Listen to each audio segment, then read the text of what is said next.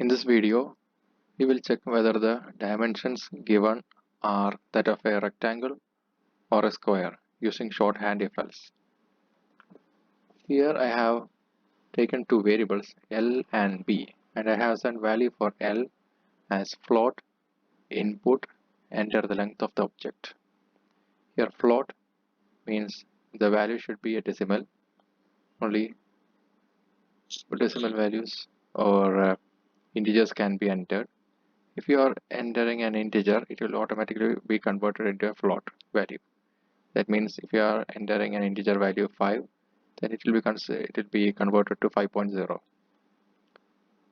So if you have entered any other values like alphabets or special characters or anything else, then it will be displayed as an error. And here we want to get the length of the object, and for B we have assigned a float input enter the breadth of the object. So the B variable is assigned to get the breadth of the object. Now this is the code. Print square. This is the body of the if statement. Here, if the condition is true, it will be displayed as a square. The object will be considered as a square. And if the condition is false, the object will be considered as a rectangle.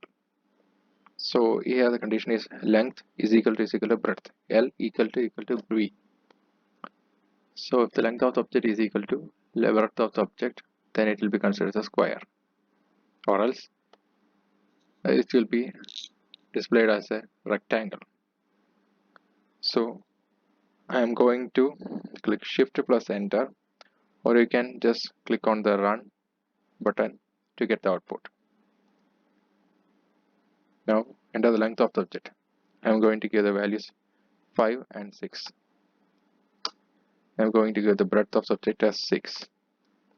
Now it has displayed it as a rectangle. The object is a rectangle and it is true. Similarly, let us find out if the length and breadth are equal, then will it display it as a square. I am going to assign the length of the object as 5 and the breadth of the object as 5. So it has displayed it as a square.